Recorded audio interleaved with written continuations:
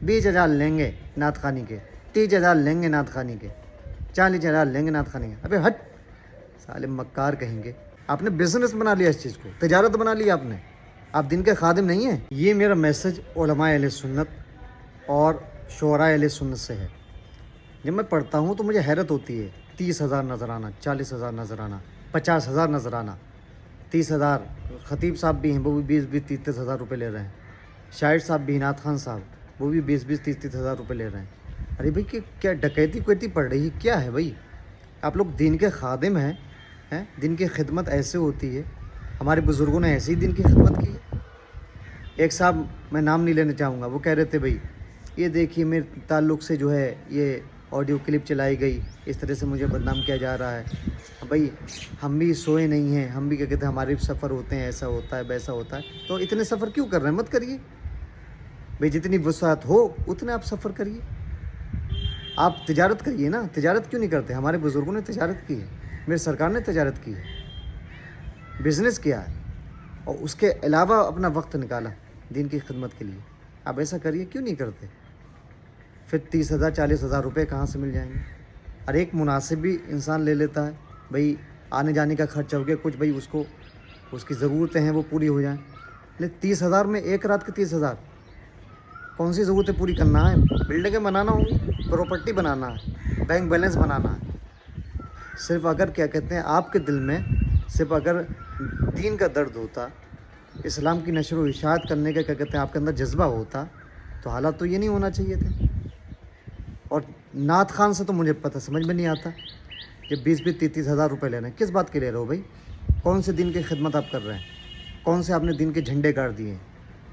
آپ نے کیا ہے بھائی نعت رسول پڑھنا سرکار دو عالم صلی اللہ علیہ وسلم کی سنت بے شک ضرور ہے، لیکن 20-20 30 40 50 ہزار روپے لینا کس بات کا؟ اعلیٰ حضرت کا فتویٰ پڑھا ہے؟ اعلیٰ رضی اللہ تعالیٰ عنہ کیا فرماتے ہیں کہ یہ جو پیشہ ور نعت خان ہیں جو طے کر کے آتے ہیں، اتنے چاہیے پیسے، اتنے چاہیے، یہ حرام ہے لینا، حرام۔ اعلیٰ حضرت کا نام لے رہے ہو نا، حرام ہے۔ اور اعلیٰ حضرت تو یہاں تک فرماتے ہیں رضی اللہ تعالیٰ عنہ کہ جس سے لے لیے ان کو واپس کرے، وہ نہ ہوں تو ان کی اولاد ہیں جو ان کے وارثین ہیں ان کو واپس کرے۔ اگر وہ بھی نہ ہوں اور یہ پتہ نہیں کس سے کتنا لیا، کہاں سے لیا، تو غربا فقراء میں وہ تقسیم کر دے، اپنے پاس پھر بھی نہ رکھے۔ تم 20,000 لیں گے نعت خوانی کے، 30,000 لیں گے نعت خوانی کے، 40,000 لیں گے نعت خوانی کے۔ ابے ہٹ سالے مکار کہیں گے، بالکل تماشا بنا کے رکھ دیا ہے۔ اگر اللہ تعالیٰ نے آواز دی ہے، اچھی بات ہے، نعت پاک پڑھنا صحابہ کرام کی سنت ہے، اچھی بات ہے۔ تو صاحب جبہ قبہ اور اتنی بڑی ٹوپی، اب تو علماء اور شعراء مطلب فرق ہی ختم ہو گیا۔ پہلے کوئی عالم آتا تھا، حالانکہ پہن کوئی بھی سکتا ہے، لباس میں کوئی وہ نہیں ہے، لیکن ایک اپنا امتیاز تو رکھنا چاہیے نا۔ پہلے کوئی آتا تھا، خطیب آتا تھا، کوئی بڑا علامہ آتا تھا، ایک عالم دین کی شان بہت عظیم ہے، تو ایک الگ پتہ چل جاتا ہے عالم صاحب ہیں، مقرر صاحب ہیں، جبہ پہنے ہیں، اپنی شان و شوکت کے ساتھ بیٹھے ہوئے ہیں۔ اب تو جو بھی جس طرح کا بھی بندہ ہے، ہلکی سی آواز اللہ تعالیٰ نے اگر اچھی عطا فرمائی ہے تو جبہ قبہ اور صاحب وہ اونچی سی ٹوپی کئی کلر کی، یہ وہ دنیا بھر کی چیزیں آ کے صاحب بیٹھے ہوئے ہیں، امتیاز ہی ختم کر دیا۔ اور یہ میں ان لوگوں کو شاعر مقرر نہیں کہتا، ایسے جتنے بھی لوگ ہیں، اگر میں یہ کروں تو میں بھی شامل ہوں، جتنے بھی لوگ ہیں یہ لوگ لٹیرے ہیں، ڈکیت ہیں، یہ لوگ جو قوم کے پیسے پر ڈاکہ زنی کر رہے ہیں۔ ارے بھائی بتائیے دین کا کام کتنا ہو رہا ہے، کتنا ہو رہا ہے؟ جن جلسوں میں جاتے ہو وہاں پر آپ نے کتنا عشق رسول لوگوں کو پلایا ہے؟ کتنے لوگ نمازی بن گئے، کتنے لوگوں نے داڑیاں رکھ لیں، کتنے لوگوں نے اپنے گناہوں سے توبہ کر لی، کتنے لوگ جو ہے سرکار کے عاشق بن کر وہ جلسے سے اٹھے۔ حالت تو یہ ہے جو کمیٹیاں، جو انتظامیہ ہوتے ہیں، جو لوگ جلسہ کرا رہے ہیں، ان کے دل میں درد ہوگا نا، دین کا جذبہ ہوگا نا، وہ خود نمازیں نہیں پڑھتے۔ اکثر میں نے دیکھا ہے پبلک کا بھی وہی حال، رات بھر 3 بجے تک جلسہ سنا اور صبح فجر میں سو رہے ہیں۔ اب مجھے یہ بتائیے کہ بھائی دین کا کتنا بڑا کام ہوا، اس میں عوام بھی ذمہ دار ہے اس چیز کی، بالخصوص کمیٹی ذمہ دار ہے۔ بھئی آپ ایک موضوع کیوں نہیں دیتے؟ اور اس کے علاوہ مین ذمہ دار جو ہیں وہ مقررین ہیں، وہ شعراء ہیں، نعت خان ہیں۔ بھئی تم نے تماشا بنا کے رکھ دیا دین کا، اسلام کا۔ اسلام ایسا ہی تھا، ایسے ہی ہمارے بزرگوں نے قربانیاں دی ہیں, ایسے ہی بزرگوں نے ہماری خدمتیں کی ہیں. اسی طریقے سے پورا مہینہ کیوں دے رہے ہو؟ تمہیں پیسہ چاہیے نا. ایک جگہ اگر 30,000 روپے پروگرام کے لیں گے, 20 پروگرام پکڑ لیے مہینے کے, تو کتنے ہو گئے؟ 30,000, 3 لاکھ, 5-6 لاکھ روپے ہو گئے. تو بزنس ہے نا تمہارا, بزنس ہے تمہارا. اگر قوم کا درد ہوتا تو 5-6 لاکھ پہ تمہاری نظر ہوتی. یہ کہتے بھائی, کہتے ہیں آنے جانے کا بھی آپ کرایہ دے دیجیے, باقی جو چاہیں وہ دے دینا. میں تو کیا کہتے ہیں, اللہ کے دین کے لیے میں نکلا ہوں. ایک طرف تو یہ کہہ رہا ہوں میں, نہیں مجھے دین کی فکر ہے, دین کا کام کر رہا ہوں, اللہ کے دین کے لیے میں نکلا ہوں. ادھر سے طے بھی کر رہا ہوں 30-40 ہزار روپے. کون سی ایسی آپ کی ضرورتیں ہیں تو 30-40 ہزار روپے کی ایک رات میں پوری ہوں گی؟ ایک رات کے لیں گے آپ, 1-1.5 گھنٹے کی تقریر کرنے کے یا نعت پڑھنے کے. کون سی ایسی ضرورتیں ہیں؟ انسان کے گھر کا خرچہ بھی 20-30 ہزار میں نکل جاتا ہے, ایک اوسط درجے کا خرچہ. اچھا خرچ کرے گا 50-60 ہزار میں نکل جائے گا. یہ آپ تو کئی لاکھ روپے کما رہے ہیں. آپ نے بزنس بنا لیا اس چیز کو, تجارت بنا لی آپ نے. آپ دن کے خادم نہیں ہیں, معاف کریے گا, خادم ایسے نہیں ہوتے, لٹیرے ہیں آپ لوگ.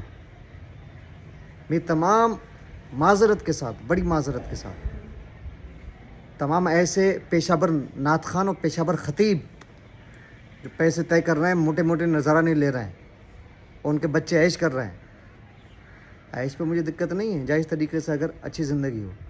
لیکن بھیا یہ کیا ہے کہ بزرگوں نے ایسی ہی تبلیغ کی ہے, ایسی ہی خدمت دین کیا ہے. چلیے انشاءاللہ اسی ٹائپ کے ٹاپک پر بھی انشاءاللہ ویڈیو بنیں گی, اور اجاگر کروں گا ایسے لوگوں کو. میں بالکل تماشا بنا دیا, اسلام کا مذاق بنا دیا ہے, جلسوں کا تماشا بنا کر رکھ دیا ہے ایسے لوگوں نے. اور گراؤنڈ لیول پر, زمینی استر پر کوئی بھی کام نہیں ہے, کچھ کام نہیں ہے. یہ سمجھ لیجیے, ہمارا قوالیوں میں, جلسوں میں, نہ جانے کن کی چیزوں میں کروڑوں روپیہ, سمجھ رہے ہیں, سینکڑوں کروڑ روپیہ پورے ہندوستان کا اگر آپ جائزہ لیں, خراب ہو جاتا ہے. لیکن گراؤنڈ لیول پر اس کا کوئی بھی اثر نہیں دکھتا, کوئی بھی رزلٹ ہمیں نظر نہیں آتا. تو یہ ہمیں آپ کو سوچنے کی ضرورت ہے, کیوں نہیں آتا؟ آخر کمی کہاں پر ہو رہی ہے, خامیاں کہاں پر ہو رہی ہیں؟ صرف جلسہ کرا لینا کافی ہے. 2.5-3 لاکھ روپے خرچ کر لیا, ارے بہت بڑا جلسہ ہوا, بہت اچھا جلسہ ہوا, اچھا کافی ہو گیا. تو برائے کرم, برائے مہربانی, میری ہاتھ جوڑ کر آپ لوگوں سے گزارش ہے کہ جو کمیٹیاں ہیں جو جلسہ کراتی ہیں, وہ اپنے علاقے کی جو برائیاں ہیں ان کو دیکھیں, اور اس کے مطابق جو خالص لوجہ اللہ مقررین ہیں, واعظین ہیں, علماء ہیں, ان کو بلائیں, دعوت دیں, مدعو کریں, اور وہ ٹاپک دیں, اور وہ اس پر تقریر کریں اس علاقے میں جا کر, جس علاقے میں جو خرابیاں زیادہ پائی جاتی ہیں.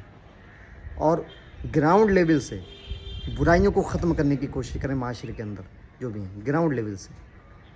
ورنہ آج کے ٹائم پہ نوٹنکی باز خطیب بہت ہیں, چٹکلے باز بلایا جا رہا ہے, پبلک ہنس رہی ہے.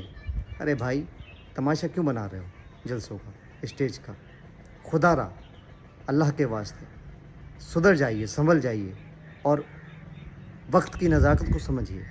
مسلمانوں کے حالات کو دیکھیے, وہ مکمل دنیا دار ہیں, دین سے بہت دور ہیں, عقائد میں بہت کمزور ہیں, اعمال میں تو اور بھی زیادہ کمزور ہیں. دیکھیے نا, برائیوں کو ختم کرنے کی کوشش کریے, اعمال صالحہ کی طرف راغب کریے. ایسے مقررین کو بلائیے جو دین کا درد رکھنے والے ہیں, وہ نہیں جن کی نظر تمہاری جیبوں پر ہو, بلکہ جن کی نظر دین پر ہو, حالات حاضرہ پر ہو, اور اسلام کی نشر و اشاعت کیسے ہوگی اس چیز پر. برا لگے کسی کو, بڑی معذرت, لیکن اس ویڈیو کو اگر دل پہ لگی ہو بات, شیئر کریے اور لوگوں تک پہنچائیے. السلام علیکم ورحمۃ اللہ وبرکاتہ.